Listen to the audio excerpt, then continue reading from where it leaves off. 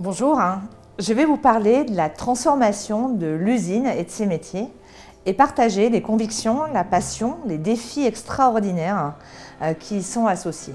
L'industrie fabrique l'avenir. Oubliez les idées reçues que vous pouvez avoir sur l'usine, le côté ennuyeux, archaïque, répétitif, abrutissant, en déclin. Non. L'industrie et les usines ont commencé et doivent continuer à se réinventer pour répondre aux grands défis de la planète. De la nourriture, des médicaments, des vêtements, des véhicules, des téléphones, des jeux, et le tout en préservant l'environnement et en étant de plus en plus économe en énergie et en produisant le moins de déchets possible. Le second défi, c'est produire avec de plus en plus de circuits courts, proches des fournisseurs, proches des clients, pour éviter les coûts et toute la pollution qui va être liée au transport, et aussi pour recréer des emplois dans les territoires. Par contre, pour produire en Europe des vêtements ou des téléphones portables au prix où ils sont produits aujourd'hui en Asie, puis amenés en Europe, il faut réinventer à la fois le système industriel et la manière dont on fabrique. Il faut arriver à produire de petites séries locales au prix de grandes séries, avec en plus ce qu'on appelle la customisation. On ne veut pas de moins en moins des produits identiques, on veut ce que vous voulez personnellement.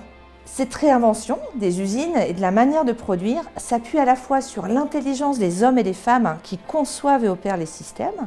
Un système, c'est une raffinerie, une aciérie, une usine de bioproduction de médicaments ou une usine d'assemblage d'avions, etc. Mais aussi sur les nouvelles technologies digitales, numériques, télécoms, qui permettent de rendre ces systèmes intelligents et communicants.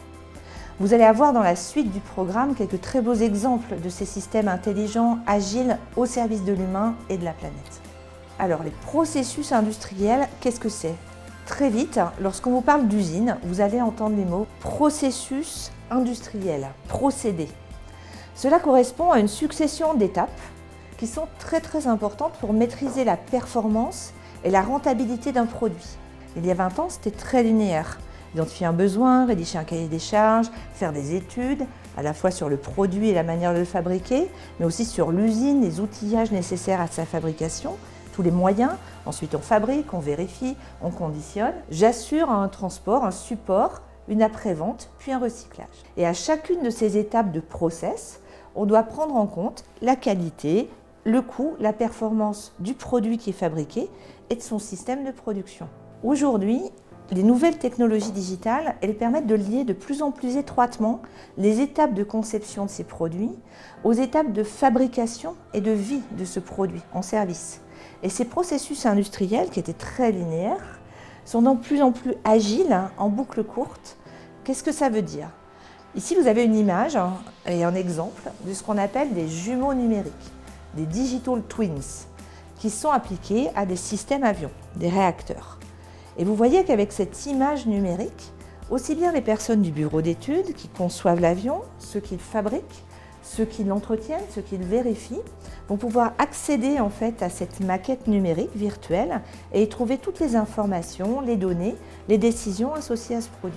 Donc on va pouvoir agir en même temps sur ce jumeau digital. Ce qu'on fait pour l'avion, pour un réacteur, on va le faire également pour le système de production, pour l'usine. On crée aujourd'hui des jumeaux numériques de ces usines qui permettent de simuler des flux de production, de faire de la maintenance préventive, prédictive, prévenir la panne. On peut mesurer la performance, mesurer aussi l'impact énergétique, environnemental de l'usine.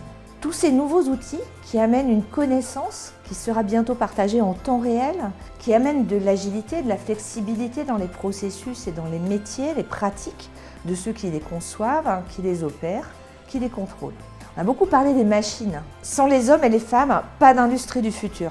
L'humain, en effet, c'est depuis toujours, côté face, le génie inventeur, le moteur de la performance, l'accélérateur de la transformation industrielle et autres, mais c'est aussi le principal frein au changement, à l'adoption des nouvelles technologies. Changer la manière de travailler, c'est pas évident. Et les entreprises qui réussiront le mieux la transition vers l'industrie du futur seront celles qui parviendront à mobiliser tous leurs collaborateurs avec des profils très différents, de l'opérateur au technicien de maintenance, à l'ingénieur, etc. dans leur projet de transformation. Et vous le voyez, nous sommes très loin du travail à la chaîne répétitif. La variété des métiers nécessaires dans ces usines du futur il est énorme.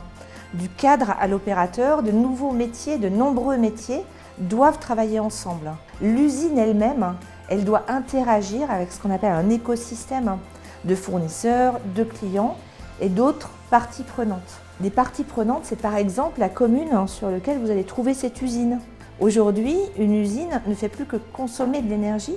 En fait, elle en produit, par exemple avec des panneaux solaires sur le toit qui vont permettre en fait, de produire une énergie pas seulement utilisée dans cette usine, mais aussi localement dans la ville à proximité. Vous l'avez compris, ces usines du futur, elles restent à inventer, à former. C'est un formidable terrain de jeu pour mettre en œuvre le super pouvoir que vous apprenez en école d'ingénieur, concevoir, développer, opérer des solutions qui façonnent le monde de demain.